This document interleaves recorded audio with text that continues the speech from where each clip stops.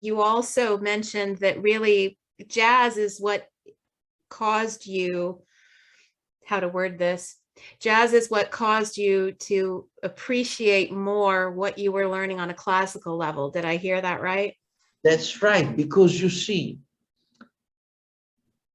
in the process of studying classical music, especially when you are a child, you develop this kind of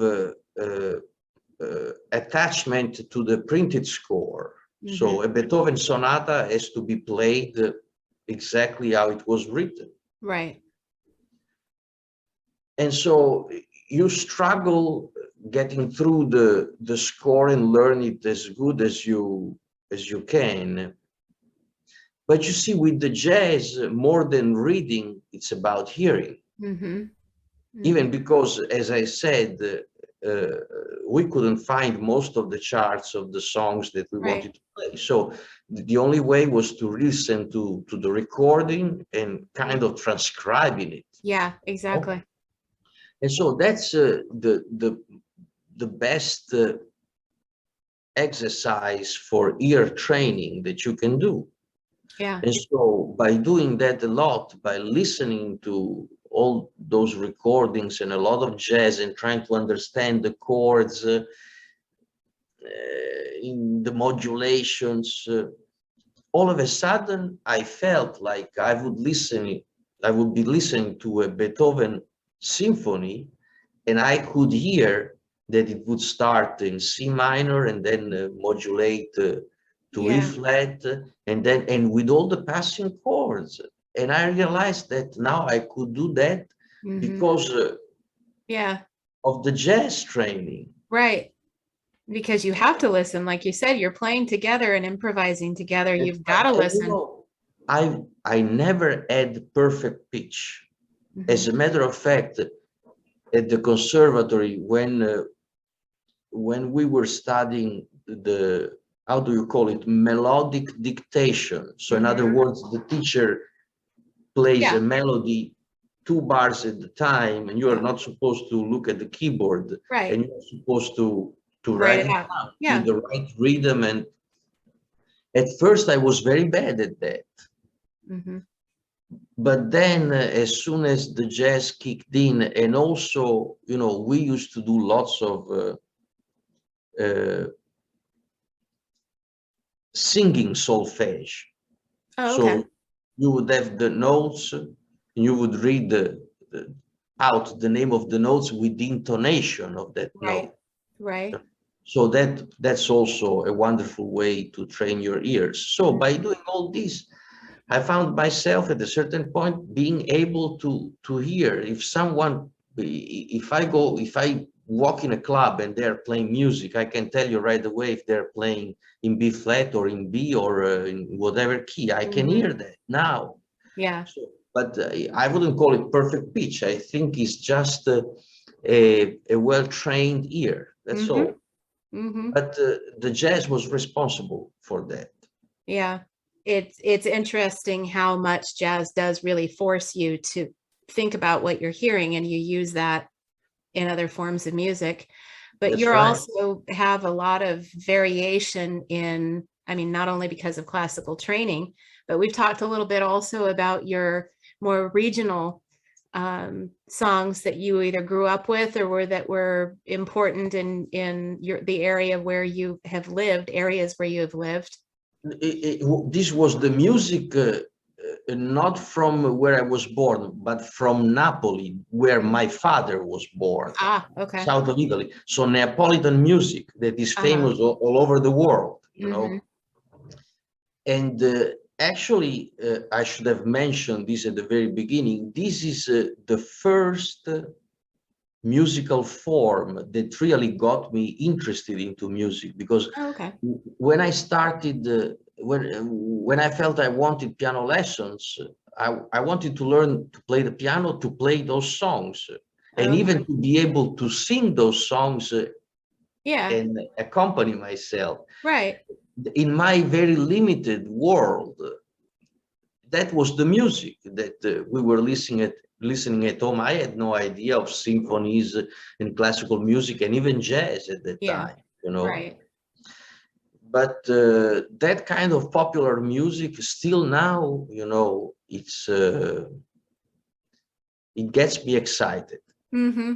Well, it's know? beautiful. I mean, just some of the ones that I've seen you've played on some of your YouTube, it's just beautiful music.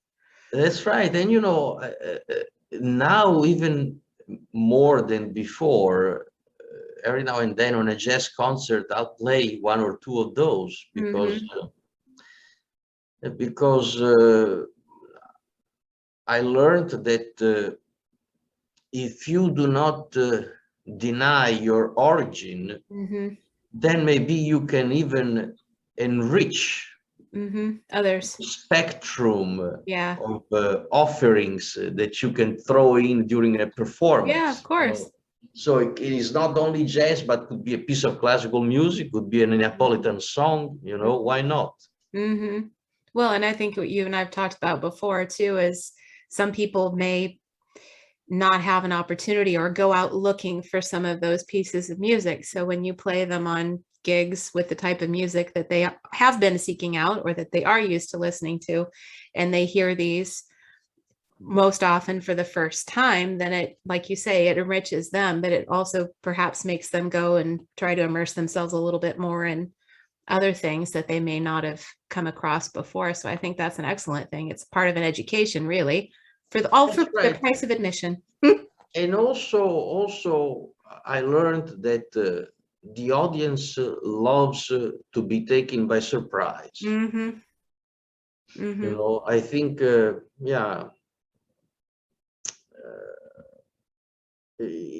like, for example, in classical musical recitals, you'll have sometimes you know, starting with a Mozart sonata and then finishing with a kind of contemporary piece, right?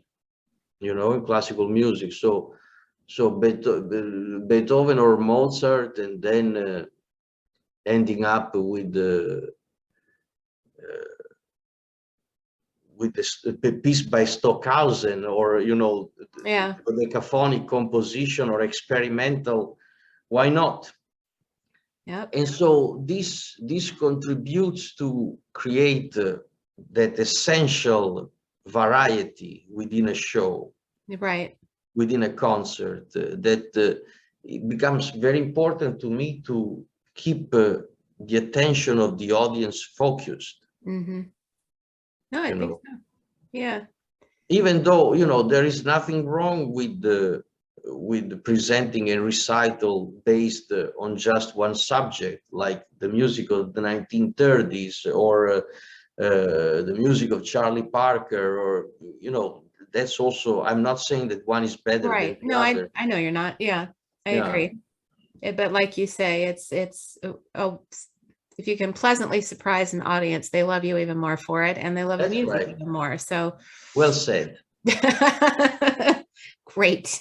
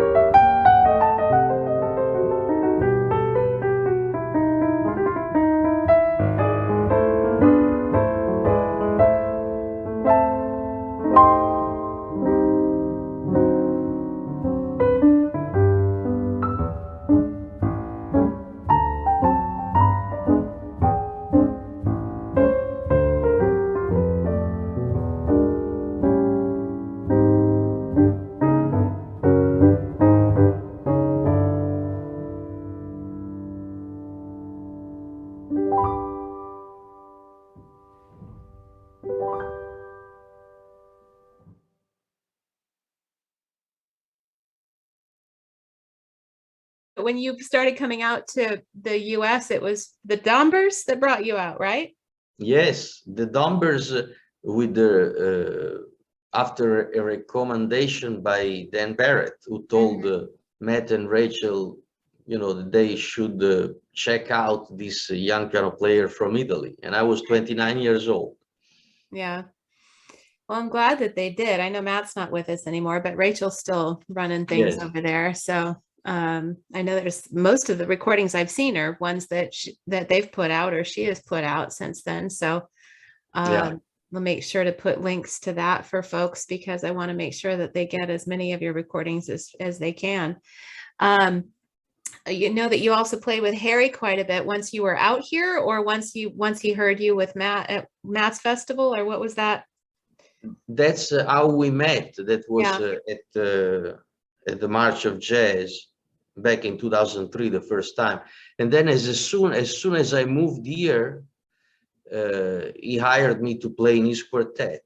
And then right away, as soon as I started to get gigs over here, Harry was almost always first call when I needed a horn player, you know. Nice. Yeah. Yeah. Well, he's another one in like Galloway where you can hear the influence of Ben Webster a lot, but at the same time, yes. you know, it's Harry. Oh, yes. Harry's really an incredible saxophone player and musician all around because once again, he has got the capability to hear everything. Yeah, right. So, and they say that whenever you can hear, then you can also play. Right. Whatever you can hear, you're supposed to be hearing a phrase before playing it. You know, so he's exceptional, really. He is. Yeah. There was one thing, I can't remember who I was talking to now at this point, but I was talking to some mutual friend of ours recently, and they mentioned, and I went, I noticed it too, is every time that you start on a stride thing, it's like your entire face and body just light up. It's just, you're just so happy. And remember how Ralph Sutton would almost like get darker. But you go on the opposite spectrum. You start doing on a stride thing, and it's just like fireworks start happening in your head. Well, you know, Ralph Sutton didn't show much emotion in his face, but he is the one that taught me that you don't play stride always all the way through. No, right. It's got to be a climax. You know. Yeah. Yeah. And I appreciated the fact that he was probably the best at that. Yeah. But still, he had a way to organize this tune. Right. Yes. Yeah. Yes. Yeah. Be able to put it together to where it got there.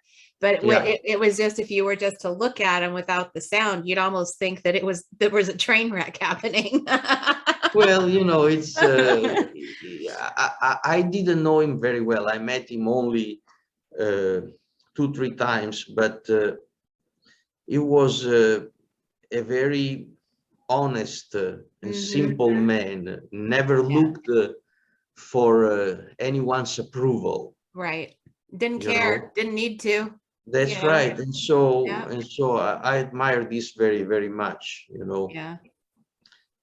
Yeah, and that of course probably caused him also some kind of resentment. If people were not really very much listening, he would get upset. Sometimes I was told, you know, but yeah, what can you do? I mean, I get upset too, but I try not to show it, you know.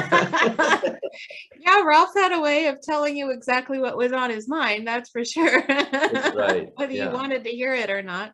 I think people that need some sort of constant flow of attention some way or another didn't get along with him, because if you wanted it, if you needed it for yourself somehow, or if that was your personality where you needed this constant flow of happy compliments, Ralph was not the person to get it from. But he that's right. Yes. But I I always got along with them well. I always got along with the old grumpy ones, I think, but that was just because I appreciated that I knew they were being honest with me and always knew where I stood. So I didn't care, but I could see how Ralph could accidentally shoot himself in the foot that way. But Dave McKenna was almost he just was just such a big teddy bear, I always thought, but I always saw him with Rosie Clooney. So he was always happy with her. So I don't know of any other things with Dave, but I just always felt that he was a teddy bear. And talk about somebody else that would really get his face light up when he would get into the end of the tune on that sort of thing, on the stride thing. I know you appreciated Dave's playing a lot, you mentioned several times. Oh, very much. Oh, yes, I would say, Ralph Sutton and Dave McKenna, together with Teddy Wilson and now I start at first. I always start first with the 2 or 3, and then of course. Then you start thinking of more. And then Barry Harris, and then Tommy Flanagan, and then Elaine Jones, and then Bud Powell, and then Errol Garner.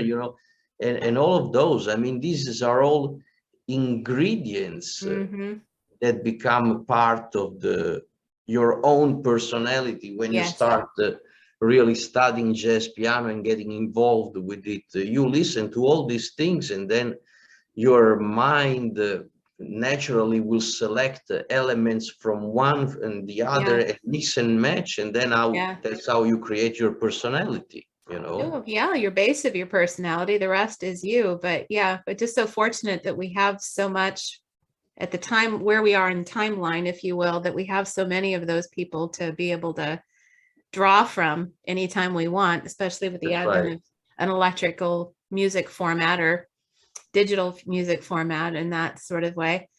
I have sort of slightly switching topics. One of your favorite vehicles was at the Concours d'Elegance that we have here over in Pebble Beach, Monterey area in August. So I immediately tried to reach for I was driving, so I was being careful. I immediately attempted to get to my phone to be able to post it for you, but the car had gone away by then. But that car is now forever burned into my brain as Rossano. That's right. Why don't you tell people why you love that car so much? The Alfa Romeo, you mean? Yes. Well, it was the car of my childhood. My father drove one, my grandfather drove the same, and so it I don't know if that's because it's linked to many nice memories of my childhood, but it became always almost an obsession that when I would learn how to drive, I wanted to have a car like that. And for many years I didn't, because by the time I got my driver's license, that car was already considered vintage. You wouldn't see many of those anymore. And so it was again just by chance that 12 years ago, I came across one of those and I bought it, and then I bought another one. And and you see, music is the first thing, but then I've got also hobbies. I like old cars, I like pocket watches, I like fountain pens, I like all these kind of useless things, but that make me happy. Well, that's what we're made up of, lots of useless things, and we direct it into useful things, so it's okay. That's right. And so, I'm a little bit of a pipe smoker, not too much. I mean, I never became addicted, but I love pipes. I love to read about tobaccos, and that's something else that every now and then I can concede myself to digress in one of these subjects. Well, like that's everybody. I think one thing that's important for people, that whether they're studying to become to be a musician, or they are thinking about changing careers, or they're thinking about increasing their level of musicianship, I do think it's important that they recognize that musicians are more than just musicians. they're human beings with the same kinds of, because they have a tendency to hero worship or to idolize to the point of the exclusion of the rest of the individual. And to me, that kind of can kind of scare you off. That's right. Yes, absolutely. So I don't think it's a bad thing that we have all these useless things in our heads, because I think it kind of just makes up who we are. Anyway. I agree completely with you. Good. Glad somebody does today. I needed to hear that. Well, thank you so much for being able to sit with us today, Rossano. I know you've probably got a busy day in preparation for your travels and everything, but I really appreciate you taking the time.